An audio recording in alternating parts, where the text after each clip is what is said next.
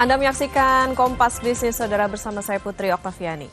Dengan konsumsi BBM per hari 1,6 juta barel, kapasitas 6 kilang milik Pertamina hanya bisa memenuhi 1,1 juta barel. Indonesia masih harus impor BBM dari negara lain. Inilah yang membuat Menteri Keuangan Purbaya Yudisadewa meradang di depan Komisi 11 DPR. Menteri Keuangan Purbaya Yudisadewa dan Menteri ESDM Bahlil Lahadalia saling saut urusan energi.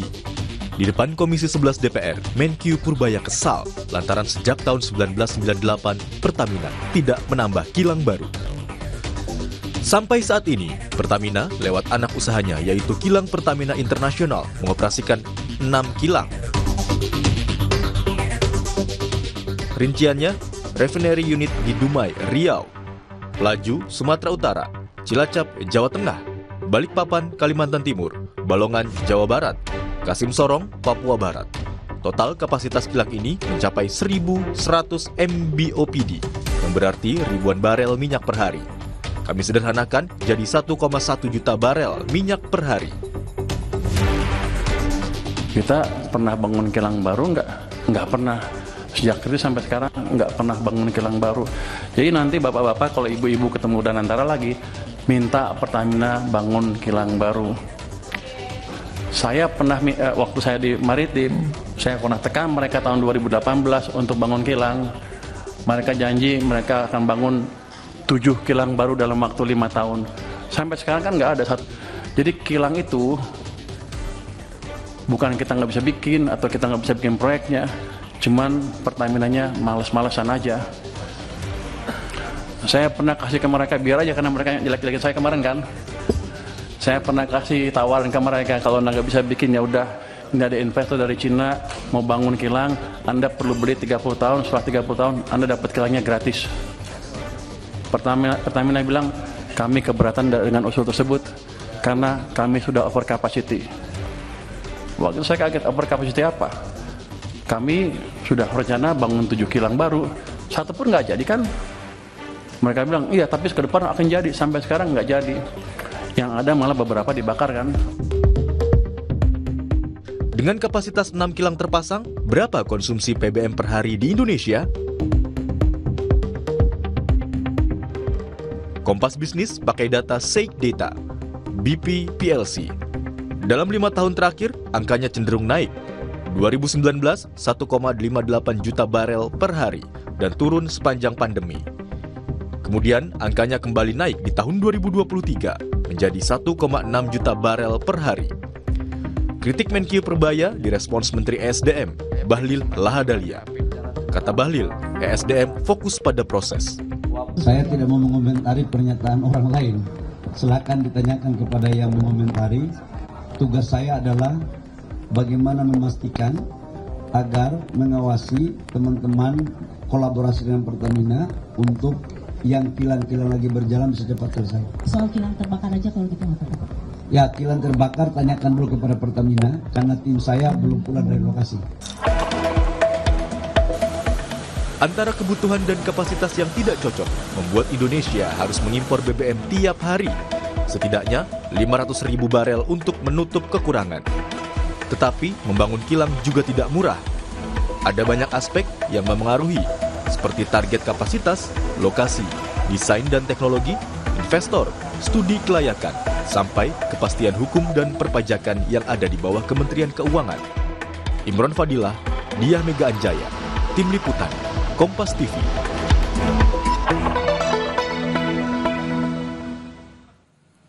Benarkah Pertamina malas bangun kilang? Mana yang lebih menguntungkan bagi Indonesia? Bangun kilang atau impor BBM dari negara lain? Kompas Bisnis akan tanya ke ahli bahan bakar dan pembakaran Institut Teknologi Bandung, ITB, Tri Yuswijayanto Zainuri. Selamat pagi, Pak Yus. Ya, selamat pagi, Mbak. Pak Yus, Pertamina dikatakan malas bikin kilang. Ini problemnya apa sih, Pak Yus? Sebetulnya emang nggak murah atau khawatir oversupply? Iya, kita itu terakhir bangun kilang tahun 1984 ya, Mbak. Kemudian ada RDMP di Balongan, di Cilacap, dan menyusul segera selesai katanya 10 November ini di Balikpapan. Jadi bangun kilang satu lama, Mbak. Kita lihat saja RDMP di Balikpapan kan lama sekali itu ya. Kemudian biayanya juga mahal, $10.000 per barrelnya. Jadi kalau misalnya di Balikpapan meningkatkan 90.000 barrel, dari 260 menjadi sekitar 360, ya tentu biayanya tidak sedikit, dan kendala pelaksanaan seperti teknologi, suplai, material, dan sebagainya. Dan selain itu juga, kalau kita mau membangun kilang, mesti cari lokasi yang pas lah, supaya nanti distribusinya itu lebih merata, bisa menjangkau ke wilayah-wilayah yang menjadi kewajiban suplainya. Nah, tentu itu harus dirundingkan dengan calon investor yang diajak serta investasinya mau seperti apa, mau berapa persen. Nah, biasanya investor ini juga sudah menggandeng sumber minyak bumi yang akan digunakan, karena membangun kilang nantinya harus disetting sesuai dengan spesifikasi minyak bumi yang akan diolah. Nah, kita tahu bahwa produksi minyak bumi di Indonesia itu kan sudah menurun tajam. Sudah tidak cukup lagi untuk melayani kilang yang ada. Tidak seperti dulu sebelum tahun 90-an mungkin beberapa kilang sudah bisa dicukupi kebutuhan minyak buminya dengan minyak bumi dari dalam negeri. Tapi kan sekarang kita sudah net importir, tidak hanya sekedar dari jumlahnya, tapi juga dari sisi pendapatannya. Dulu kita net eksportir karena produksi minyak kita besar, lebih besar dibandingkan dengan yang diimpor. Kemudian sejalan dengan penurunan karena minyak bumi kita harganya mahal karena termasuk dalam klasifikasi sweet crude oil atau mengandung sulfur rendah, maka secara keekonomian atau secara biaya kita masih ada untung lah dengan mengekspor minyak kita, mengimpor minyak dari Timur Tengah. Tapi sekarang karena produksinya sudah turun jauh, kita lebih banyak importnya, sehingga kilang-kilang sudah disetting dengan menggunakan spesifikasi minyak bumi yang diimpor. Oke. Nah, minyak bumi sendiri harganya fluktuasi kan, Pak, tergantung dari geopolitik. Misalnya seperti minyak bumi dari Rusia karena ada perang dengan Ukraina, mereka terhambat juga untuk memberikan suplai itu. Sehingga membangun kilang, satu mahal, dua butuh biaya yang tidak sedikit. Ketika harus berunding dengan investornya, menentukan lokasi dan minyak bumi dari mana yang akan dipakai. Selain itu teknologinya juga, Pak. Karena teknologinya akan menentukan berapa investasi yang diperlukan dan kualitas dari produk bahan bakar yang akan dihasilkan seperti apa. Karena di dalam kilang itu ada banyak proses, Mbak. Ada seperti misalnya destilasi, ya, jadi memisahkan senyawa-senyawa berdasarkan pemanasan atau suhu. Kemudian ada cracking, memotong molekul kimia supaya menjadi produk yang lebih bermutu. Kemudian ada reforming untuk meningkatkan oktan. Kemudian ada lagi alkilasi dan isomerisasi, sama untuk meningkatkan oktan. Ada desulfurisasi untuk menurunkan kadar sulfur atau hydrotreating. Dan kemudian ada blending untuk mencampur nafta yang dihasilkan tadi agar bisa memenuhi spesifikasi yang berlaku di Indonesia. Oke, Pak Yus, artinya gini, kami tangkap. Berarti untuk membangun kilang ini kan tentu nggak murah tadi ya. Dan tadi juga dikatakan soal bagaimana nantinya teknologi, kemudian produk yang dihasilkan, lalu juga bagaimana yang dihasilkan dari kilang tersebut. Nah, tapi Pak Yus, kalau kita bicara margin, lebih banyak buat Pertamina yang mana nih? Bangun kilang baru atau justru nambah kapasitas kilang yang sudah ada? Meskipun tadi kalau Pak Yus bilang sebetulnya yang diproduksi ya sudah menurun dibandingkan dengan sebelum tahun 90-an itu tadi.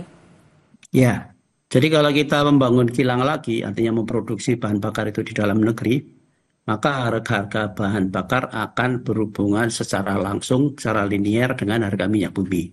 Kan sekarang banyak masyarakat kita yang bertanyakan, kenapa ketika minyak bumi harganya turun, kok bahan bakar kita malah naik? Nah, karena kita membeli bahan bakar jadi dari Singapura, di mana dalam pembelian bahan bakar itu berlaku hukum ekonomi. Kalau suplainya lebih rendah daripada permintaannya, tentu harganya akan naik. Sehingga belum tentu sinkron dengan harga minyak bumi yang mungkin waktu itu turun, tapi harga bahan bakar naik. Selain itu, kalau impor sekarang ini misalkan, kita mengimpor bahan bakar misalnya diesel EN 590. Harga dari sana FOB sekitar $490-500 per metric ton. FOB. Artinya kalau CIF sampai di Indonesia, anggap sajalah sekitar 600, itu masih jatuhnya di sekitar 9.600, Mbak. Nah, itu tentu harga itu akan dibandingkan dengan kalau kita memproduksi sendiri di kilang dalam negeri. Harga minyak buminya berapa, harga untuk memproses di kilang itu berapa, lebih murah mana? Karena Pertamina juga sebagai entiti bisnis diminta untuk oleh pemerintah kan harus untung juga, harus setor dividen juga. Dan bagian dari anak perusahaan Pertamina yang mengelola pengadaan bahan bakar serta mendistribusikan dan menjualnya kan Patra Niaga. Jadi namanya saja sudah pakai niaga, artinya bisnis gitu ya, artinya berdagang gitu. Sehingga dari situlah Pertamina menghasilkan uang dari sisi bisnis bahan bakarnya. Nah, tinggal nanti pasti akan dihitung kalau membangun kilang sendiri produknya akan jatuh di harga berapa. Sementara dibandingkan dengan impor, mana yang lebih murah.